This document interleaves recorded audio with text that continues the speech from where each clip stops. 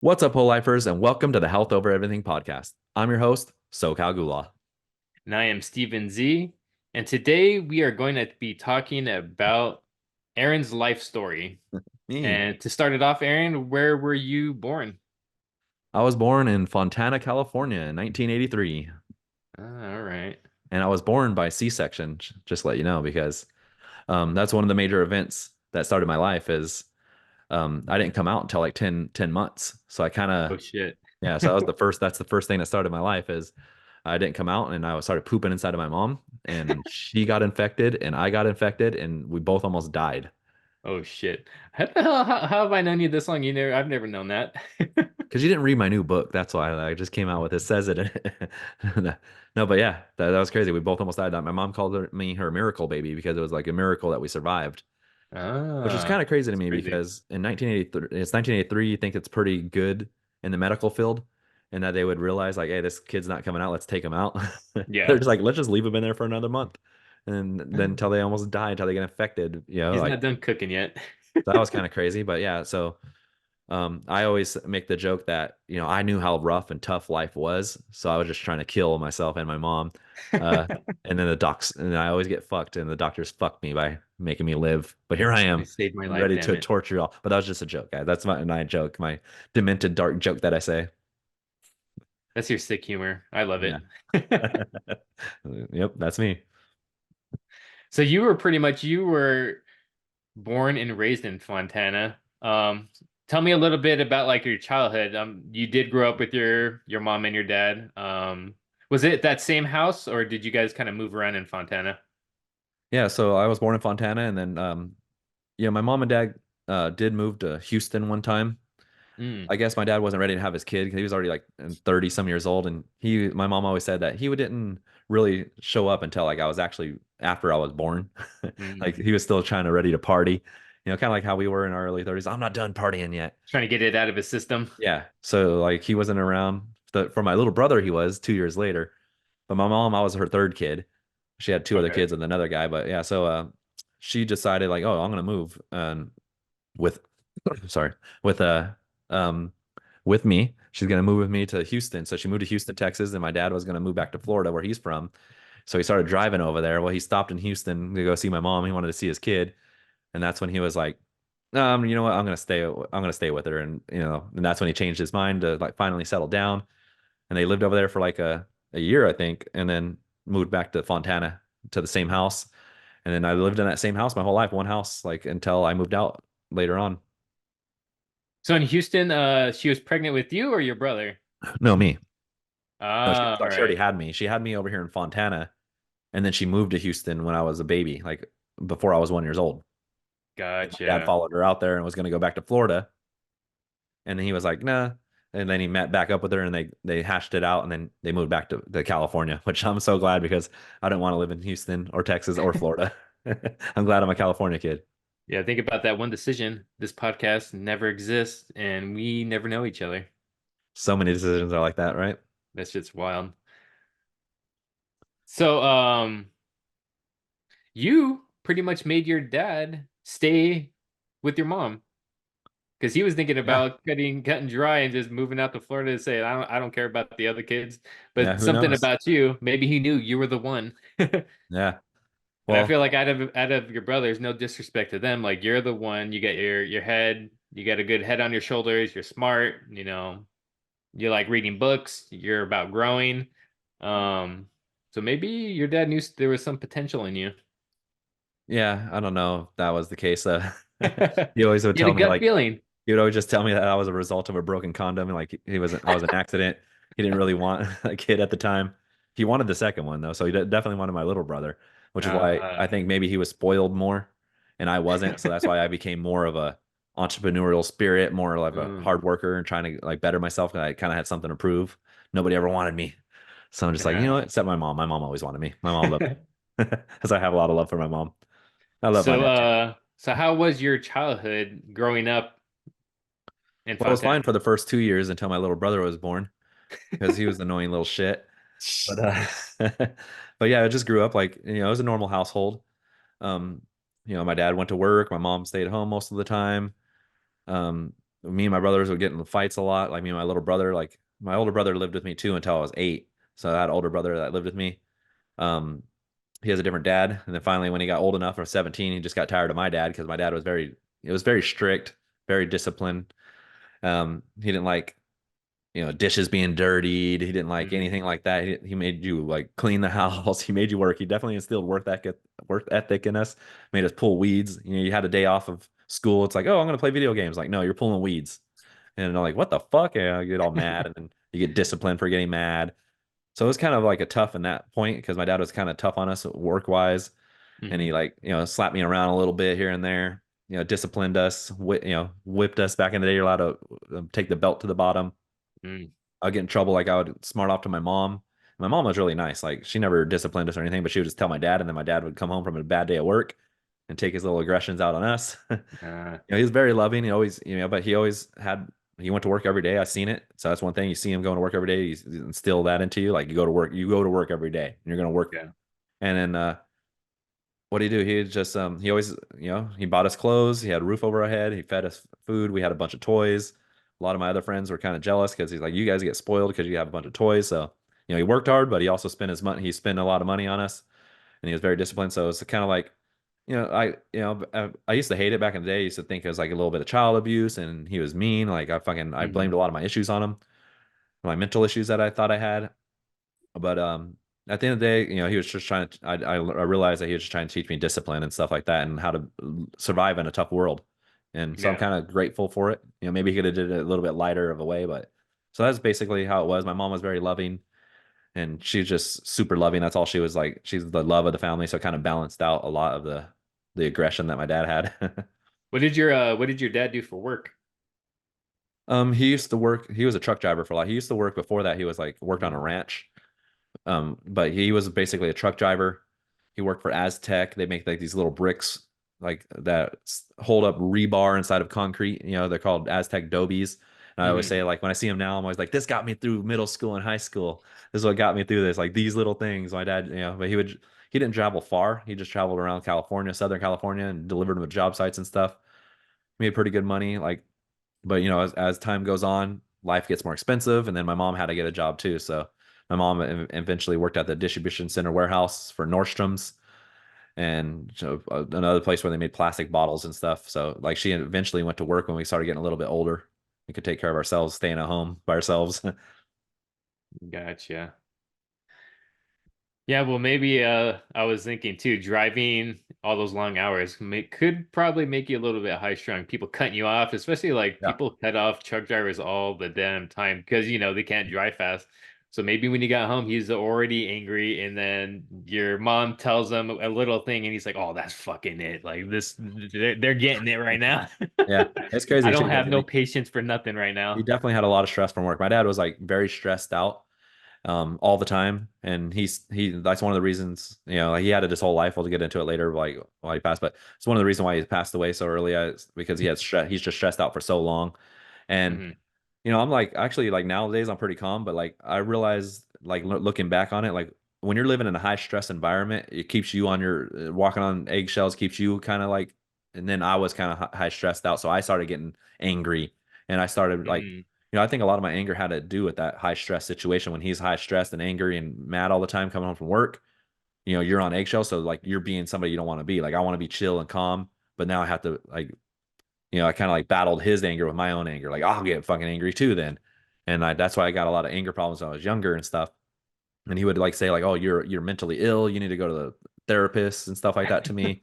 And because of how I acted, and like that really like just put on another layer of like, you know, anger inside of me. And I used to be so pissed about that. Like when he's saying like, 'cause I used to think there was nothing wrong with me. Like I used to think very highly of myself. Like I'm perfect.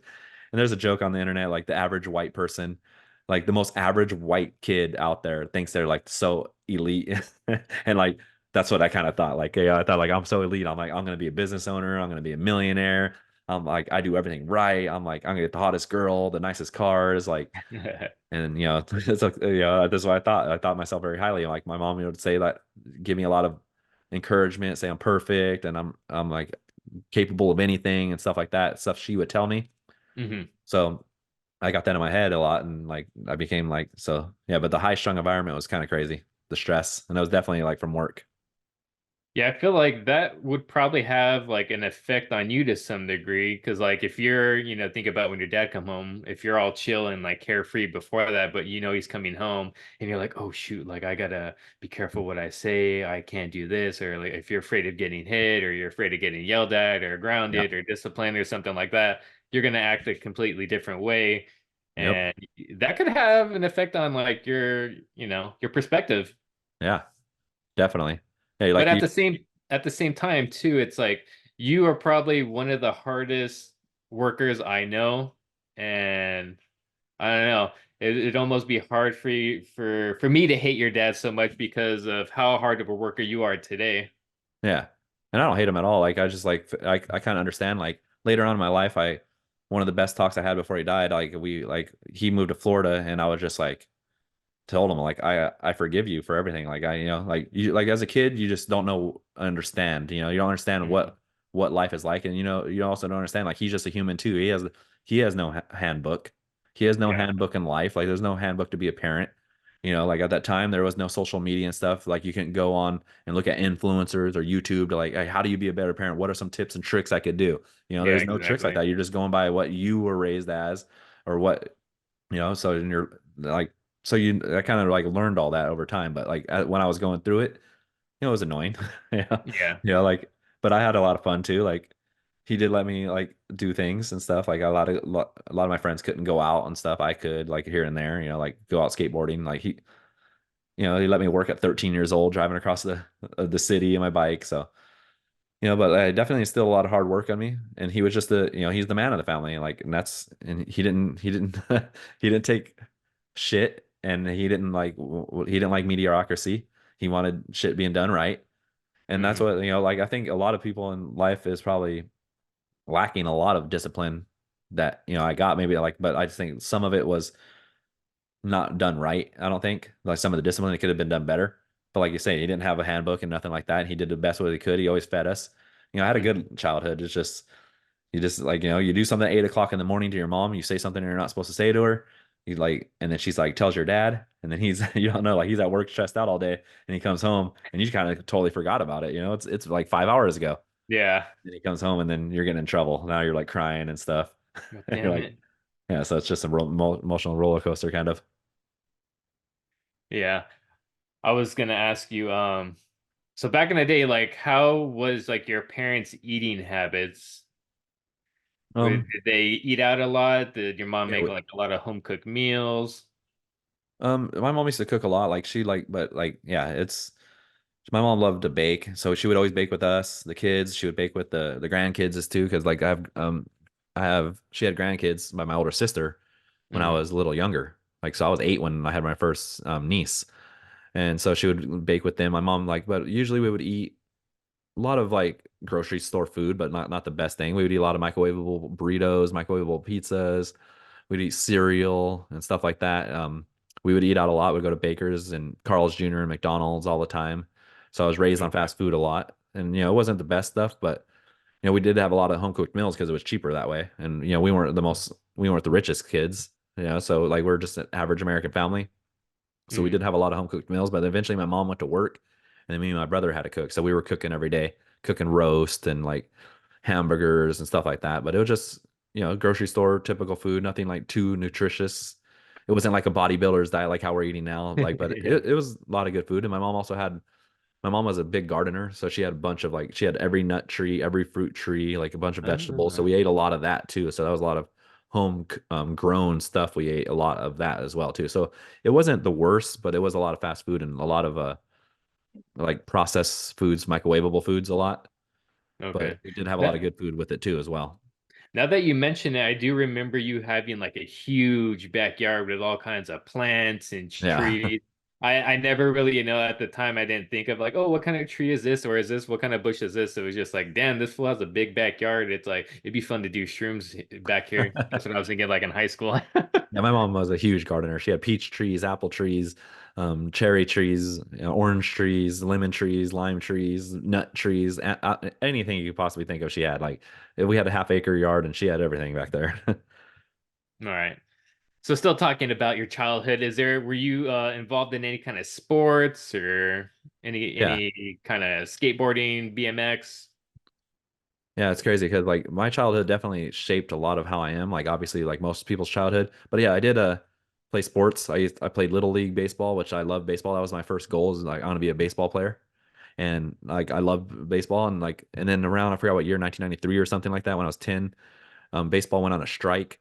And then like Mm, the parents were like just rude as hell. Like they're kind of like playing the system. Like the coach was getting the son on his team with all the good players because he was like kind of the manager yeah, of all the the system. politics. So I'm getting all the good players on my team with my son, which wasn't that good. His son wasn't that good, so they could win, and like, and then everyone like our team, which is having fun. Yeah. But I love baseball, but it just like the politics got into it, and then baseball season like went on strike and I kind of like lost the love for it. And then the Mm, main thing though is my dad told me one day, he's like, I'm 5'8", you're probably gonna be as tall as me. You're probably never gonna make it in the MLB. Like just give up now. Like you're like give up the dream of it. You can still play baseball, but give up the dream. And I was like, didn't believe it. I was like, no, what the hell? Like, no, like, but once he said that, it was kind of like a shock but it's like they always say like when you put your mind to something, you could do it. There's opportunity to do anything, but that's also like my dad just being a realist. Like you don't want to sit there and like lead you on like you're gonna be in the MLB yeah. one day because you're probably not. You're 5'7". Like there's one player, Jose Altuve, that's in the MLB now. It's 5'7", so it's possible, and he's a great player Yeah. too. He's probably gonna be a Hall of Famer. Yeah, there But was that one guy that was knocking home runs out of the ballpark. On maybe not out of the ballpark, but was yeah, it the Astros. first time? Oh yeah, who was that guy? I remember he was like hot too. I'm like, damn, this freaking. I was like, this Aaron could have been this guy. Yeah, but like also too when I went into the All-Star game one time and like I started playing with the bigger kids. That's when I Mhm. knew I was like, okay, these guys are a lot bigger, a lot This is better. what my dad's I'm talking about. probably I'm probably never gonna so I kind of just gave up that dream. And it kind of sucks because it's kind of like a thing like, oh, am I a quitter? Do I give up on things? Yeah. And then I started BMXing and BMX biking. I would race and stuff, bought a full face helmet and stuff like that. Started racing with that, but it was kind of expensive. That's an expensive sport. And that's when I was 15. But then I ended up breaking my collarbone when I was 15. I jumped a jump and broke my collarbone. And, I don't really like pain too much. Like I kind of like avoiding pain. And BMXing is a painful sport if you're not that good at it because you're going to be crashing a lot. So I quit Yeah. that too. So then there you go. Then I quit that as well. And those are like the two sports I was in. I did pretty good at the racing. I got second place a couple times. In baseball, I threw a no hitter and then that Oh, was you're a good. pitcher, Like, nice. yeah, I was a pitcher, and then like the next game, I came out there and beamed a bunch of people, and then they put me in shortstop. They're like, you're just hitting too many people. I don't know. I used to practice throwing all day long. Like I would just go out back and just throw the ball in a little target we had like on a shed. I would just throw it all the time, and I pitched pretty good. Like I like even now to this day, like I throw pretty good. Like I'll tell people I'm like when I see somebody at the job site that I work with, they're a young kid. I'm like, throw this to me, and they don't throw right. I'm like, you must have never had a dad, right? Like what? You don't know how to throw or what? Like, I even go to your house and play with your son and teach him how to throw a little bit. 'Cause like, Yeah, you got to know how to throw. People like even if you don't love the sport, you got to at least know how to throw. Especially if you're in danger one day, you might need to throw a rock at somebody and hit them. So you want to be exactly. able to throw good. Yeah, that is true. My son has a pretty good arm. I know you bought him a glove and a baseball. I think too, he's pretty good at throwing football because of you. Yeah, You yeah, used to exactly. come over, bring your football, like, hey, let's just throw the pigskin around. If I was telling throw it up a little bit because people don't understand like just throwing it, especially a kid, like you're throwing it and it just goes down. Like, no, kind of like aim upward so it goes to me. Like then they get the Yeah, yeah, idea, yeah. like, oh, all you got to do is spark the thing in their head and they figure it out. So BMX, you're 15. Want to ask you, like, when did you start getting into like drinking, smoking? Which one did you do first? Yeah, like it's crazy because my mom and dad smoked weed and they always told people like they didn't never drink. Like my mom and dad like never drink. I think I see my dad drink like one or two beers at a Sizzler throughout my whole life, like here and there. Like he never drank. My mom never drank, but they did back in the past, like when they were younger. Oh, My dad okay. didn't have me when to tell you it was like 35 or something like that, or maybe 32.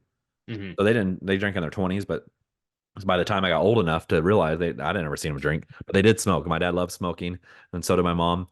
And they always like, don't tell anybody at school, like they're gonna take you from us. Like the social workers will come, so don't say anything because it was illegal back then, which is stupid. And nobody should get their kids taken away from them because they smoke weed. I don't think, even though it's not Yeah. good for you. But yeah. So like I was always like, I'm never gonna smoke, but you do what they say as you say. you do what they do, not what they say, kind of thing. Yeah. Like you lead by example. So I seen them, and I'm like, well, they have a house, they have a job, they're fine. And I eventually did start smoking weed, but I always said I wouldn't do it. I'm like, I'm never gonna smoke weed. I remember people when I did smoke weed when I started, somebody would tell me, like, I thought you in high school you would always say that you would never smoke. And I'm like, well, I'm smoking now. But I actually started drinking first. So I started drinking in 17, and one of our mutual friends, she had a party at her house at 17, and all the cool people were going. And I remember that was the first time I drank. I had two like mixed drinks. I was just sitting Hmm. there, and I got it. I'm like, this ain't even working. And I get up, and I'm like, oh shit. And I started being all wobbly, and I'm like, yeah, I'm a little drunk here. And that was the first time I ever drank, and I kind of like fell in love with it. Like it's like everyone was partying because I had a lot of insecurities at the time, like um, because I did have my first girlfriend before I started drinking and smoking, and Hmm. she didn't really like how I did things and stuff. And like I gotta like I don't want to bring this up, but like just sexually, like it was just awkward. And so I had a lot of insecurities about myself, and like I had a gap between my teeth and for my whole life, and I had like these little white spots on my teeth from dental fluorosis.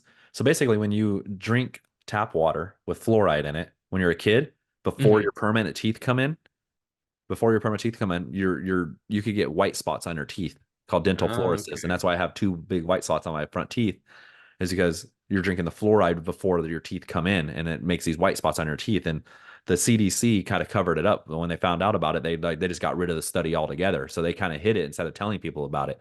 Well, I never knew that. That's what I drank all the time when I was growing up. I always drank tap water, and then that's what made the dental fluorosis on me. So I was really self-conscious about that, and I had a gap between my teeth, and my mom was always like too poor, like, oh, we're not going to buy braces, it's too expensive, your teeth are perfect, I like how you look. My mom's always just loves no matter what anything about it.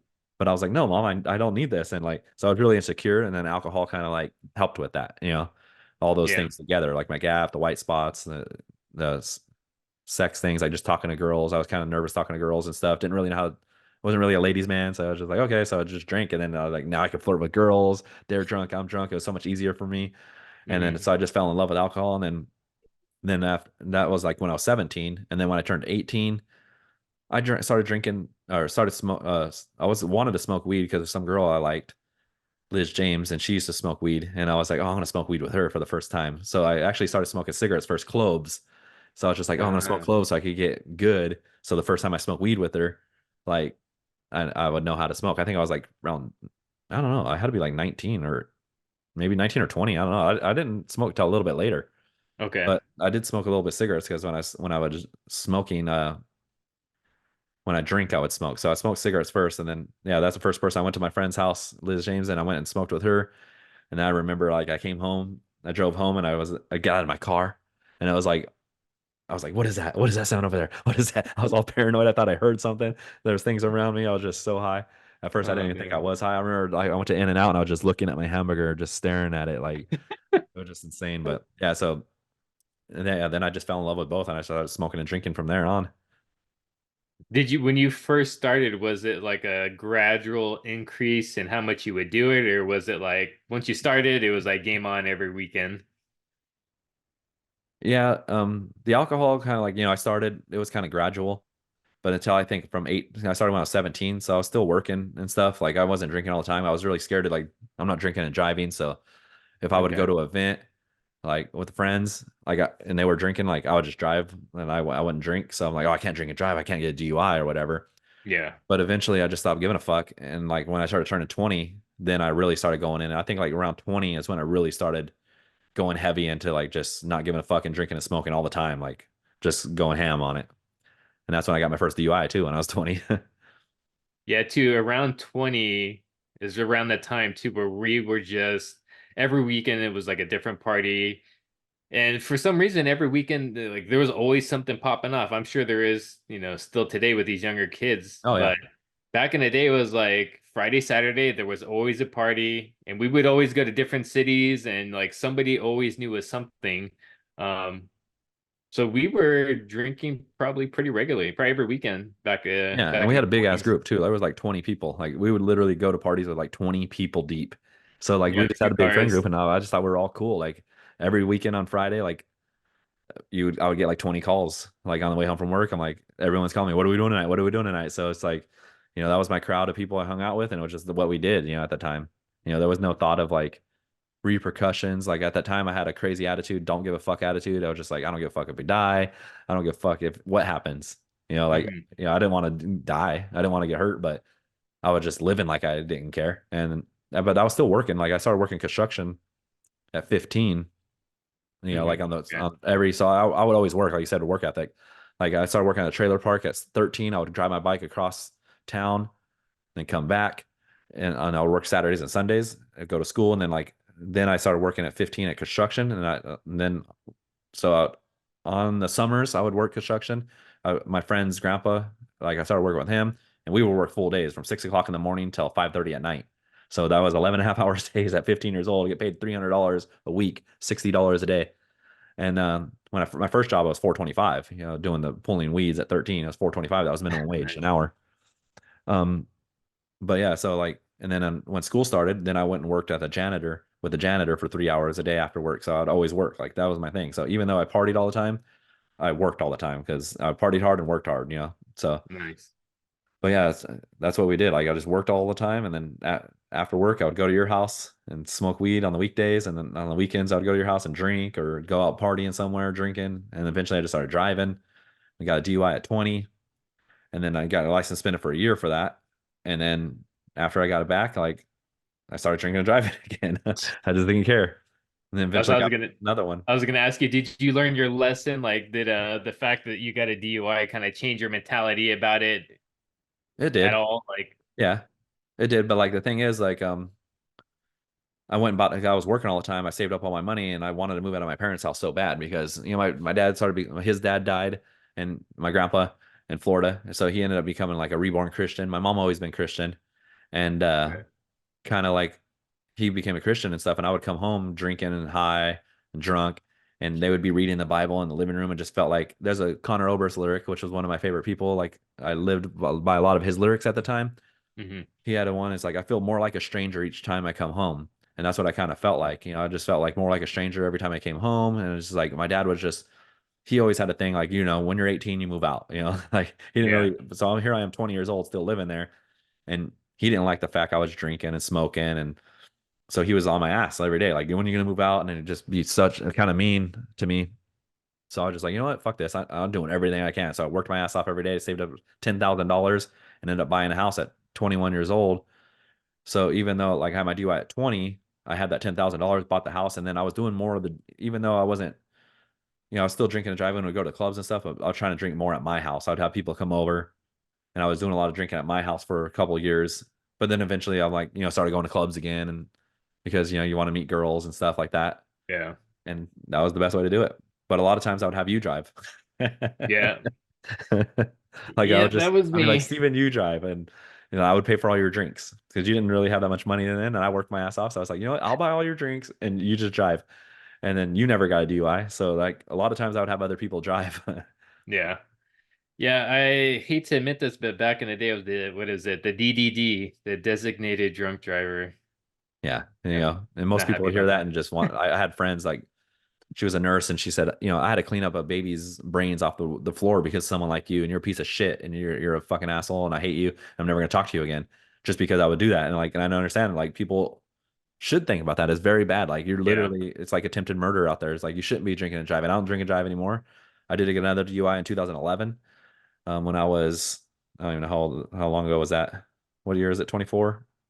That was 13 years ago. So yeah, I was 27 years old at that time. And after that, I got punished and I stopped drinking and driving after that. I was like, I'm never going to do this again. So I stopped drinking and driving in 2011. But yeah, I look back on it and we were careless. We were reckless. We're lucky that we're even alive, especially like I used Yeah. to drive Serious. very dangerously. And but it is what it is. I did do it. And it's a shame. I'm glad I didn't hurt anybody. That's the main thing. I'm glad I didn't hurt myself. And I'm glad I didn't hurt anybody else Yeah. Same because here. it could have been easily just woken up and ended up in prison. Like I could have just woke up one day drunk as hell and ended up being in prison because I killed somebody or something. And I'm just grateful Yeah. that I did it. And I kind of believe like my second one, I don't know, it was like some fate or something that it was just like, you're on a path where you are going to kill somebody or yourself. So that DUI I Mhm. always say was probably the best thing that ever happened to me looking back on it because I had to do, I had to pay so much money and then you had to go clean buses. So I had to go to classes. I had to work Monday through Friday, and then go to classes on Tuesdays and Thursdays, and then go on Saturday and Sunday work for free community service for like 6 months or 4 months. So like I did all that, and it was a lot, and it just makes you remind you every day of like the punishment, and the next one you're going to jail, like for sure. So I Yeah. was like, I'm not going to jail. So Fuck that. it was So like a gift in disguise. yeah. So like, and then I realized how bad it was, and then now finally Uber and stuff came out, so you don't need to do that. Before there was no Uber, and Yeah. the taxi cabs would never come to your house where I lived. They would never come there. Like you'd order at 9 o'clock, and they'd be like, "Oh, I'll be there at 1:30 or 2 o'clock." Like everything's already closed by then. So I Yeah. just drive. But Yeah. yeah, it was a horrible thing to do. Like I don't recommend anyone drink and drive, and nobody should. I know a lot of people are probably out there had something affected in their life by it. Like if you had someone, there's nothing I could do about it. But now I'm a total advocate against it. Yeah. Exactly. So, how old would you say you were when you started to kind of started getting away from the fact that that you or started realizing that you did want to stop drinking? Because at some point you did stop, and I was just curious, like, how did that kind of come into play? Was it like a gradual thing? Was it one thing that happened? Yeah, just to think about it, like um I had my ex-girlfriend, and I was in love with her she lived with me for like 5.5 years. And she basically left me after I got my second DUI. She kind of realized that writing on the wall, like, hey, you're a piece of shit, you're a loser, like you're drinking and driving, you're doing drugs, like cocaine here and there, handful of times, not that much. But Hmm. you're drinking every day, you're an asshole. I had a don't give a fuck attitude. And I just didn't give a fuck about anything. Like I literally I did give a fuck about not one damn thing. Like it was crazy. And I was just like, oh, I'm just gonna drink. Who gives a fuck if I die? Who cares about anything or anyone? And just very selfish kind of thinking. Hmm.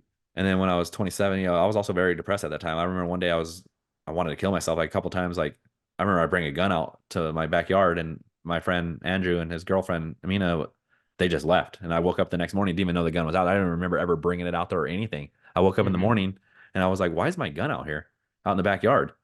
And he was just like, so I call Andrew, and I'm like, hey, why is my gun out there? He's like, I don't know. You fucking bring it out there. Said you're gonna kill yourself.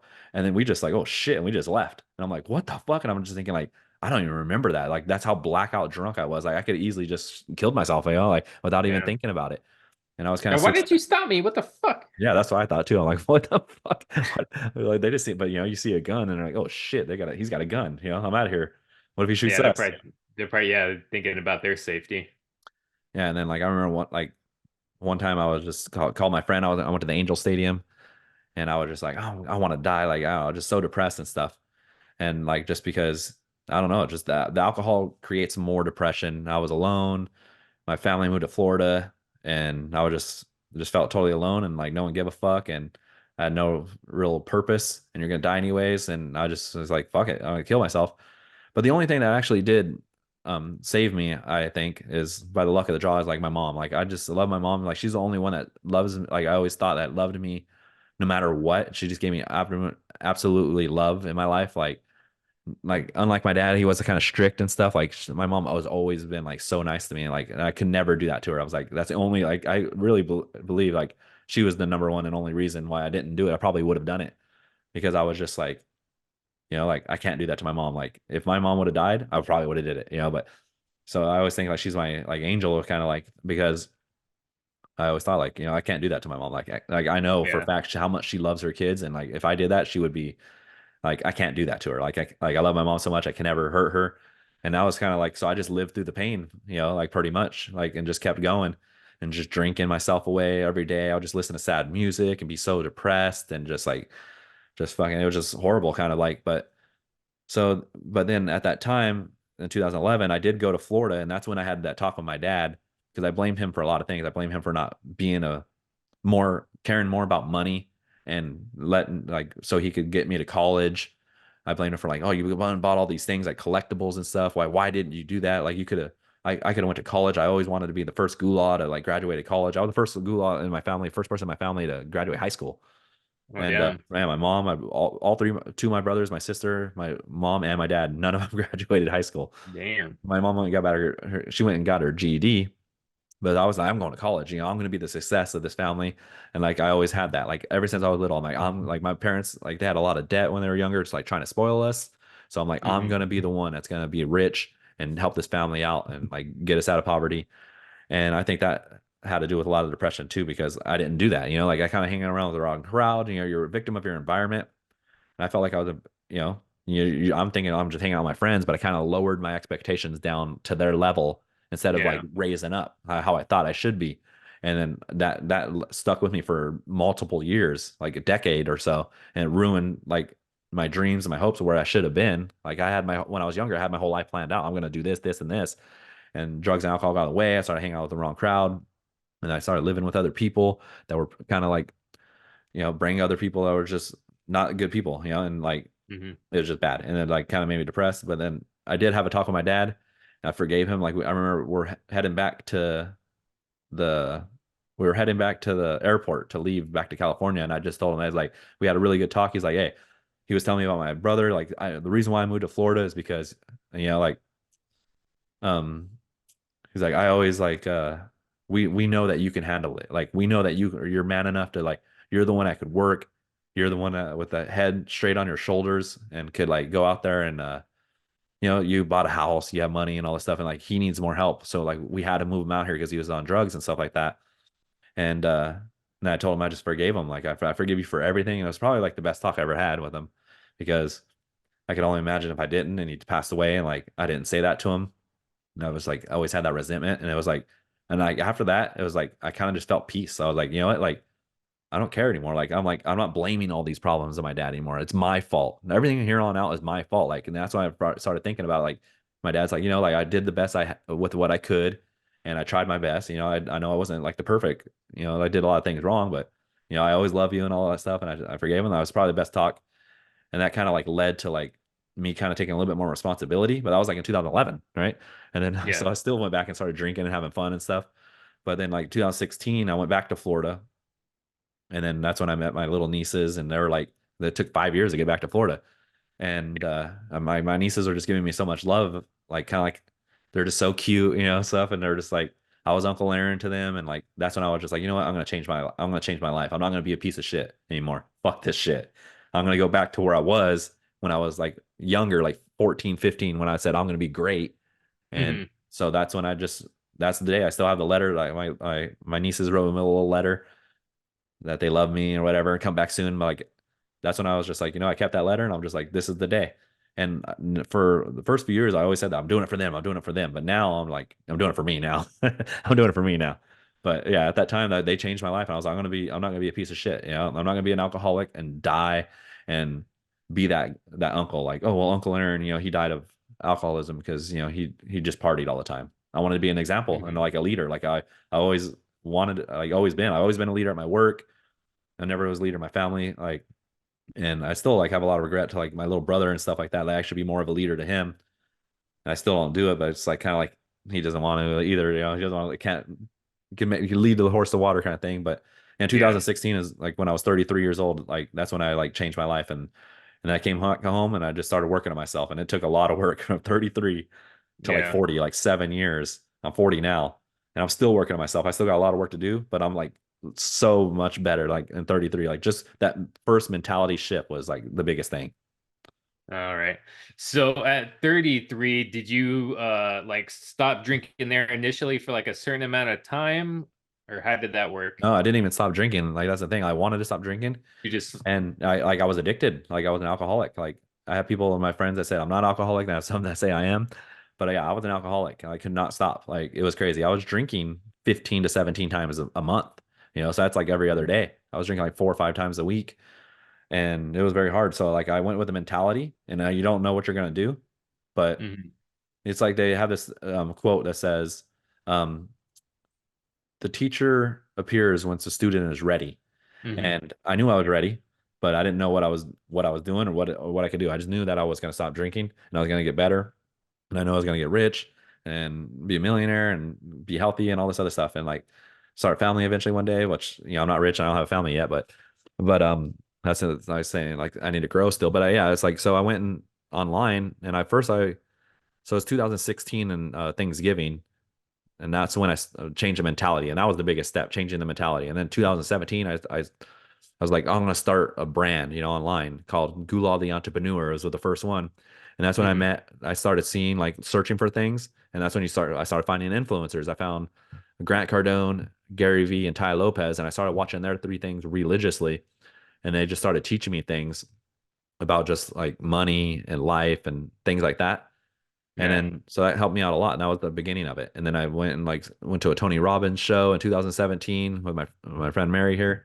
And so that helped out a lot. And just started listening to all these people. And that was like the first thing.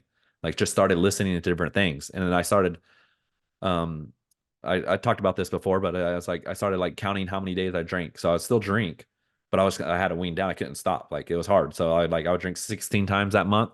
And I'm like, next month I have to drink 15 times. So it took, Hmm. so next month after that, I would have to drink less than that, 14 times, 13 times, like, and then next month I would do 10, 12. So if I drank 12 times that month, I couldn't drink any more than that. Like I couldn't drink like no matter what. So I kind of like planned it. I'm like, okay, well, I can't drink today. I really want to drink, but if I drink today, then I'm going to have 12, before 2 weeks are over. And I got Yeah. 4 weeks. So I could only drink one or two times this week. But and then eventually I got down to like once a week. And then, so this was in 2000, probably 17, 18. And then Hmm. eventually, like, I started getting down like more and more. And I was still doing like influencing stuff, like making videos. And I would get drunk and like go home and make videos and like put them on and post them. And then my friends would be like, dude, like, you need to stop posting videos when you're drunk like that. They're fucking embarrassing. Like, and you could tell I was just drunk, slurring my words. Like, but I was still kind of depressed here and there a lot too.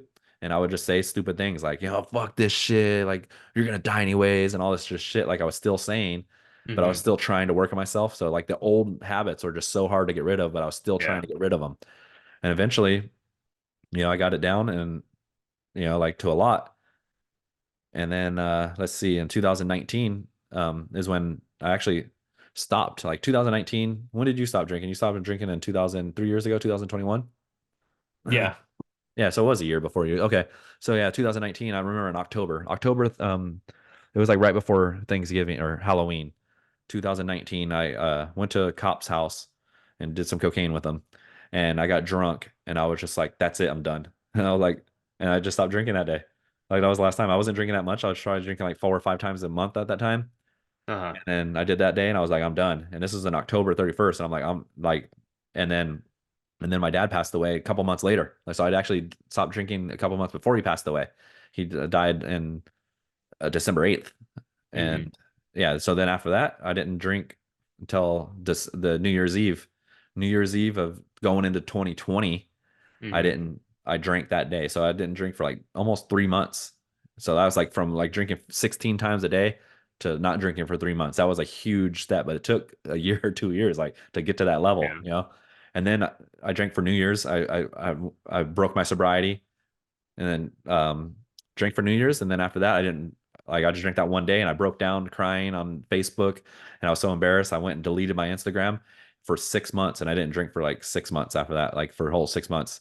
And then some girl hit me up one day, like, "Oh, let's hang out and drink." She was like going through some shit, and then I ended up drinking again. So like, I Hmm. started drinking here and there, but it was just like then I started just drinking like 5 times a year after that. So 2021, I drank like 5 times. Like 2022, I drank like 5 times. 2023, last year, I drank like 4 times. And here we are in 2024, I haven't drank at all. So, and those times that I Nice. drink now, I'm just drinking like one or two or three beers, Before Yeah. it was blacked out drunk. I'm starting at 2 in the Yeah. morning and I drink all the way until I basically drink until the sun comes up. So a lot different drinking Where, as well. yeah, definitely. So that was the story Where, behind like where how I stopped. where did you get the idea to like start with like, all right, this month I'm drinking 16 times, next month is gonna be 15. How did I don't even I don't remember how I that got idea that idea. spring up in your brain? Yeah, I don't even remember how I got that idea. I was just like kind of like because I always like tracking things. I still do that now. You know that like I Yeah. track like everything like important to me. Like I always write things down. I always track my money like forever. Like my mom when I was younger taught me budgeting. Like she would pay all the bills. My dad would make the money, and like I would sit down next to her and just like like you have a kid. They're always Hmm. interested in what you're doing, and they're always Yeah. interested in what you're doing. My mom was paying the bills, so I sit next to her. And I love my mom, and I just sit down to her like, "What are you doing?" And it's like I'm doing bills and I'm like, okay, well, what's that bill? Like, what is this? Like, how are you doing this? And I learned how to budget. Like, so I always wrote down Ah. my budgeting. And so like, it's kind of like just came natural. I think that's where I kind of like got it from. And then I got, okay, I'm like, how many times do I drink? Like, I don't even know. Like, Like how many times do Yeah. I drink per month? So I'm like, I had a little board with one of those dry erasers, and I just put like an X or a dot like on the day I drank, and like it had the whole month there. And it was like a calendar board, and yeah, I just put a little dot, and then by the end of the month, I'm like, oh damn, I drank like 16 times this month. It's like, so next month I'm only gonna drink, I gotta drink 15 or less, you know. And some months I would do like 14, and you know, I'd do 2 days less. And I'm like, okay, I did 14, so now, and then also to kind of too, I'm like, I still kind of thought like I still want to drink a little bit, so I'm like, I could still do. I went from 16, I could do 10, but that means I would have to do 9 the next month. So I'm like, but if I do 14, then I could do 13 the next month. So it's kind of Yeah, like, yeah. but I can't do more than that. And eventually just wean myself down. All right.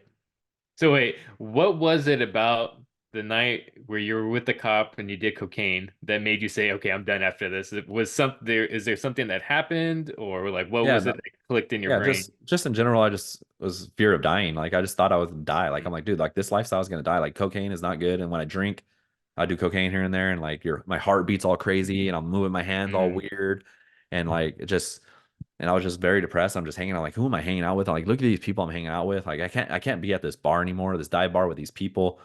They're all like, nothing wrong with these people. Just that's the kind of people that hang out there.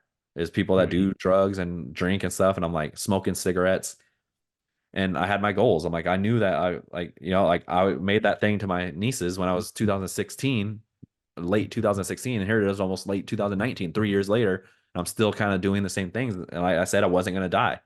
So it's like, yeah, you know, like I've been weaning down, I've been doing better, but I'm not all there yet. So I'm like, I knew I had to take the next step. And like that day, I was just like, you know what, fuck it. And that was the last time I ever did cocaine too. So it's, you know, been almost, what was that, 5 years, which I didn't do much, like just here and there, because I hated that shit. Like I always felt like I was gonna die. Like every time I did it, I was like, I'm gonna die. I'm gonna die. yeah, yeah. I actually remember those. I was gonna say I do remember your calendar seeing like the X's and like you're tracking how many days that you drink, and Yeah. then every once in a while you would call me. You're like, "Hey, I think I'm having a heart attack," and I'd be like, I'd be sleeping and be like, "Bro, you're probably fine. Like you're just freaking overthinking Yeah, I'm a worry word. Yeah, I worry about too much about that shit. I worry about everything. I got everything. I always say Yeah, like like once I find out something can happen, now I got to worry about it. But now that I worry about it, it's not going to happen because I'm worrying about it. yeah.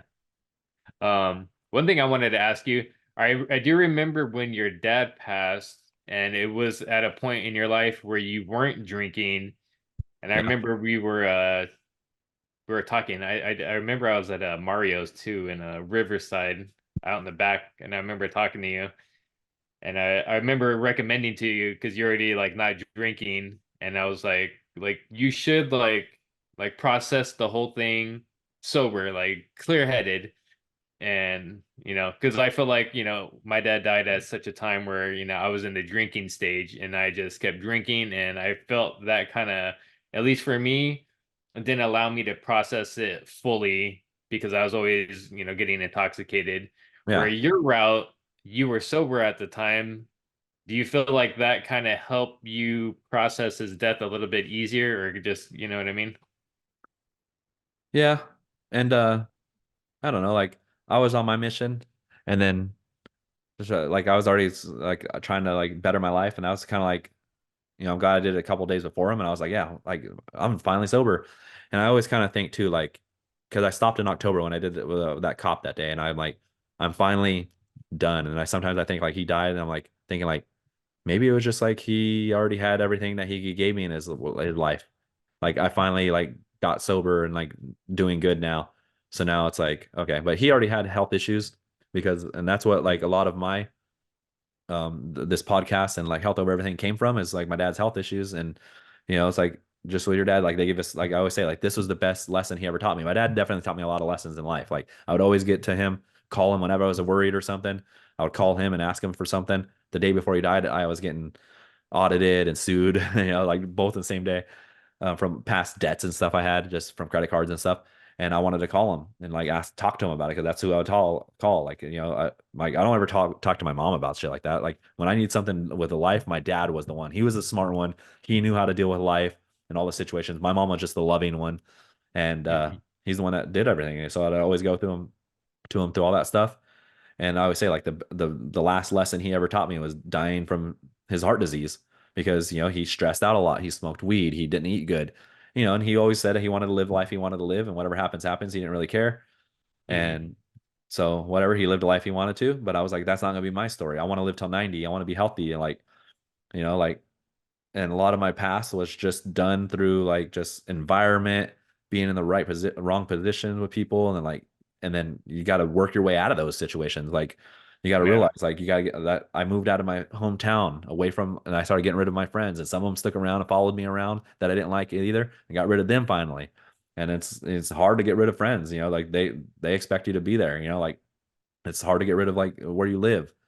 Yeah. So it's just like a lot of your stuff is like I always believe like is your child upbringing and your environment and the people you hang out with. And a lot of them you don't choose when you're younger and you get stuck with them, but you got to work really hard to get out of that. And that's what I did. And now that I do, it's a lot easier to live my life. I live with my friend Mary now. She's pretty healthy.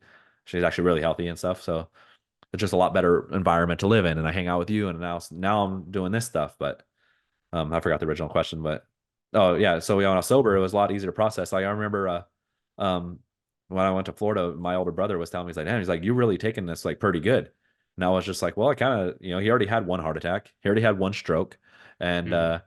you know, it happened out of nowhere. Just one day, like my brother called me, like, Dad's dead, like, but it was kind of like, okay, well, you knew he was gonna die eventually because he always had heart problems, and he kind of worried Yeah. about it, and it was a shock, but it wasn't too much of a shock, kind of a thing. It was like happened out of nowhere, but it's also Yeah. like, okay, he did have health issues, he did have heart disease. Like, what do you expect is gonna happen? Especially Yeah. when he kept living that bad, like he kept smoking weed and eating bad and stuff, like so.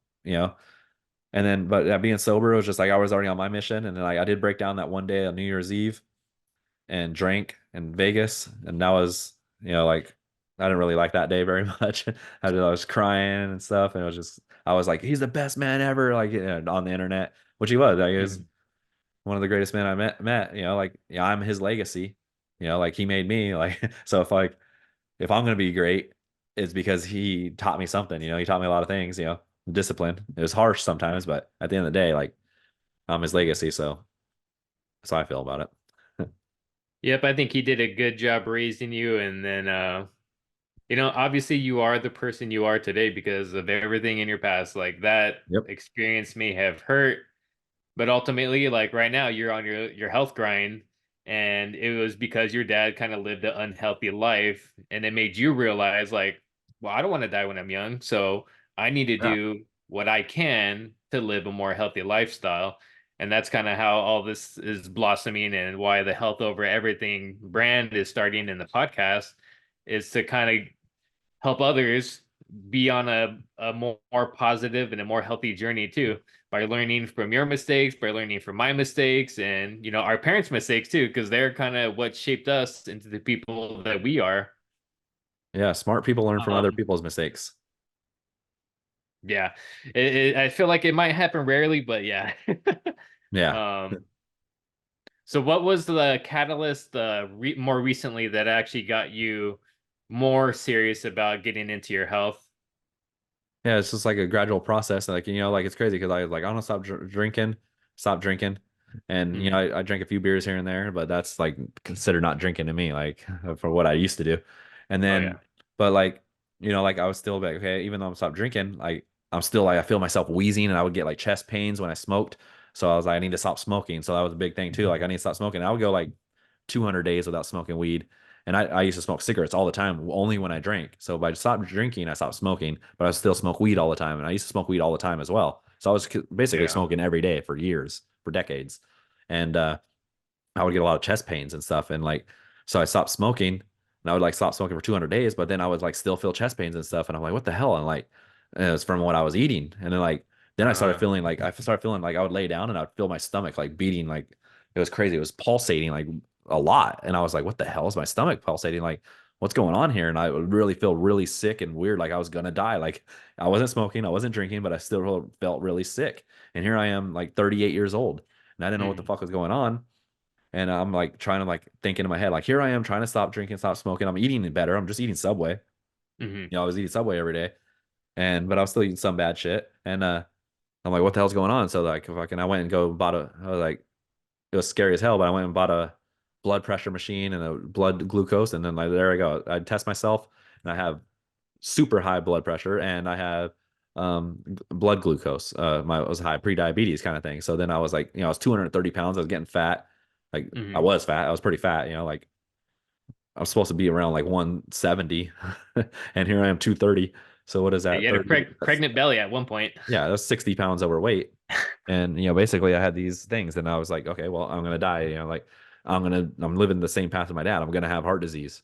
And Mhm. I'm not stupid. I educate myself all the time. I read books, I watch podcasts, and I listen to all this stuff, and I educate like religiously all the time. And I knew Hmm. what was going on here. I'm like, if I don't change my life, if I keep eating the standard American diet, I'm gonna die of a heart attack. Like that's what most people die of.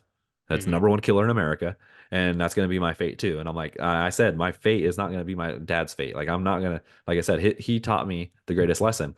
That what happens. He died at 66 years old, and you could die sooner than that. You could die at Yeah. 40s, 50s. So then that's when I was like, I have to fucking change my diet, and then that's when I started changing my diet.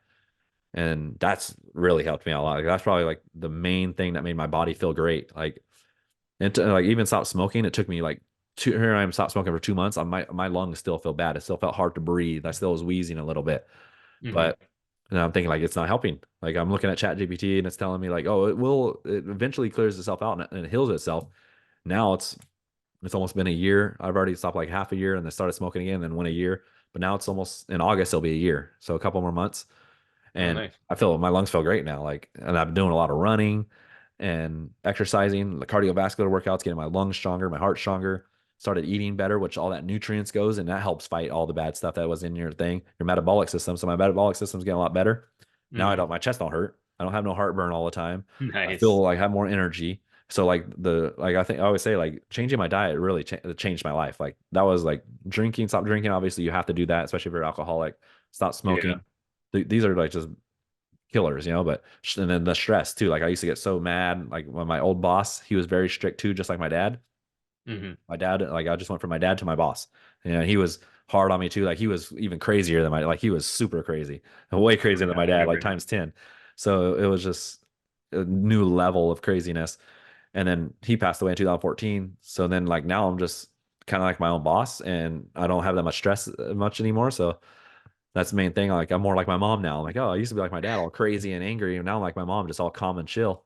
I do worry a lot still about like, oh, do I have skin cancer? Do I have lung cancer? Like, Yeah. what is this? Like, I'm always worrying about shit like that. But other than that, all these changes I made, like, I feel a lot better now. And like, I still need to lose some weight here, but get a six pack.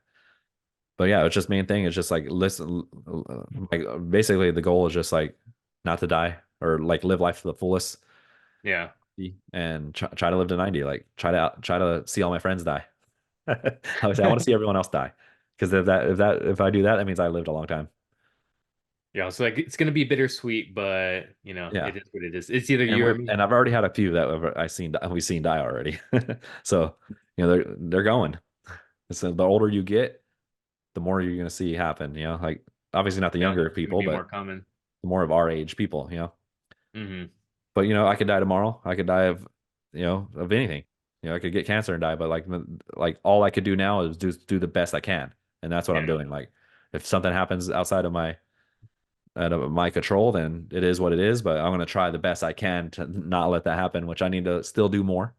I still need to get my diet even better, and I need to get screened and stuff like Hmm. that. These are goals of mine, like because one of the biggest things people die from early is they don't get screened and they have Yeah. something and they don't know until it's too late. Yeah. Exactly. Have you taken your blood pressure anytime recently? No, that's crazy. Because one time I took it, I have it written down, but let me see when the last time I took it. It was I have it because, like I say, I write everything down.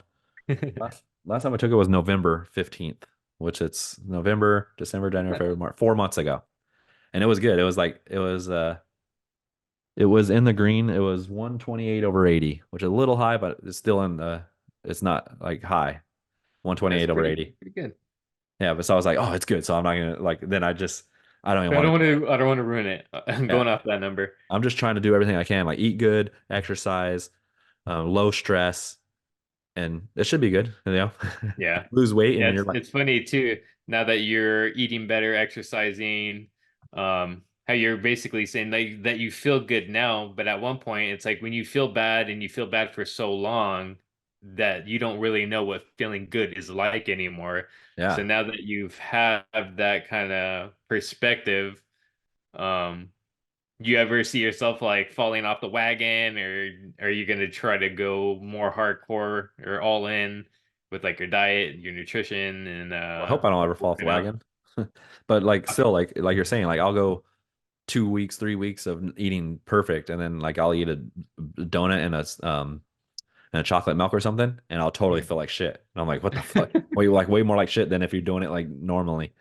But it's crazy because Uh-huh. like when I first started eating good, I thought I was eating good. I was eating a Subway sandwich, um, chicken, wheat bread with chicken on it, and just lettuce, tomato on it, and that's it. No sauces or anything. And I would still feel Hmm. like shit because that chicken had so much salt in it, and it's still Hmm. processed foods. So now I eat at home. I try to cook. I cook almost every day at home now, and I meal Nice. prep. Like make a steak and just eat it at work, or like, and so I get grass fed beef and all this other stuff. So all that stuff helped me out a lot. Like so like that, like I say, changing my diet, eating at home, and like eating the best quality food has really like been a changer, like a life changer for me. And probably gonna give me another 10 years just by doing that. Nice.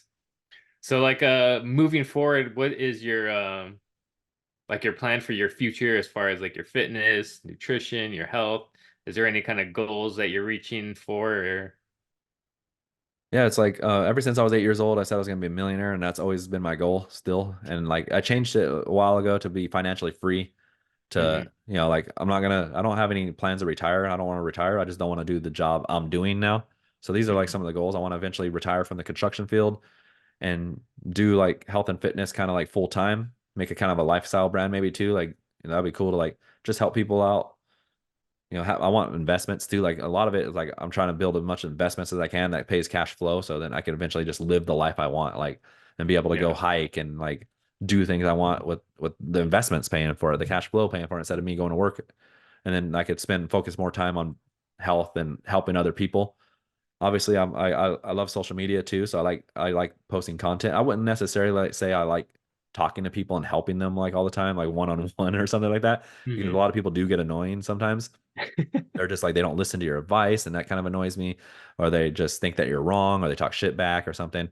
But so that's why I like just putting out content, and whoever wants it, they could use it, and whoever doesn't, they just say fuck off, Aaron. They don't like me. I don't give a fuck. But I kind of just trying to help myself and just share my story and what I'm doing. And if somebody gets help from it, they could get help from it and they could get inspired. I'm more like inspiring people and motivating people than kind of actually holding their hand and helping them. Like I'm telling you, hmm eat grass-fed beef. If you're like, no, costs too expensive, well then don't. Then don't eat the regular meat, and then you might have you might get culinary heart disease, because that has more fat in it, like just things like that. Like I'm going hiking, like I like showing people like I'll show the people how to hike that trail, and then you can go on YouTube and watch it, or what I'm eating. Like I'm not gonna sit there and be like, oh, I'm gonna like sit there and try to like coach you through it. I just made the thing and you Yeah. could watch how I did it kind of thing. But yeah, I'm just trying to build my brand, build my investments, and just trying to live life to the fullest and try to live it the longest. And the number one, eventually, like my number one goals right now is to get $100,000 saved up in my investments and get a six pack. That's all I can think about every day, like every day, every day. And like I'm like six pack 100,000, six pack 100,000.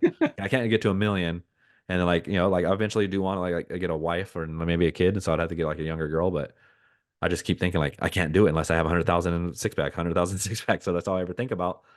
And it's just daily, every day, the daily consistent action that's going to make that happen. I got to go to work and make money more and spend less than I make and invest it. And I got to eat the right amount of calories and go exercise every day. And I do those every day. Yeah. It's just monotonous. It's like I gotta um, eat right and exercise today. Is that going to make me have a six pack tomorrow? No. But I know eventually by doing that, by August 8th, my birthday, I'm going to have that six pack. And it's what, March? We got April, May, June, July, August. We have like 4 months and 8 days, you know? So I got to have that six pack. The 100,000, it's going to take me a little bit longer. I'm trying to do it by next birthday. But yeah, those are my two goals. And then I think then maybe I'll start dating and then, but, because most girls, they want to have fun or want you to already have all your shit together. Yeah. Like not many girls be like, "Hey, I want to date you," and we could just sit there and like stack money and go to the gym every day.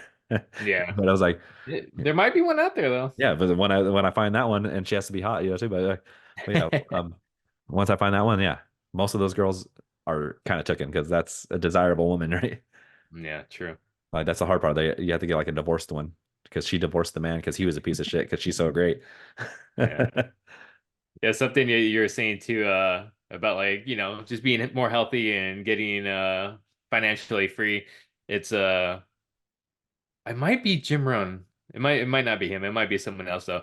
But the speaker was basically talking about like getting the $1 million isn't what's important. It's like the person that you have to become in order to get the $1 million. Like that's the real goal, because you're gonna have to like test yourself and push yourself and grow into such like a better version of yourself that it's gonna be worth more than $1 million.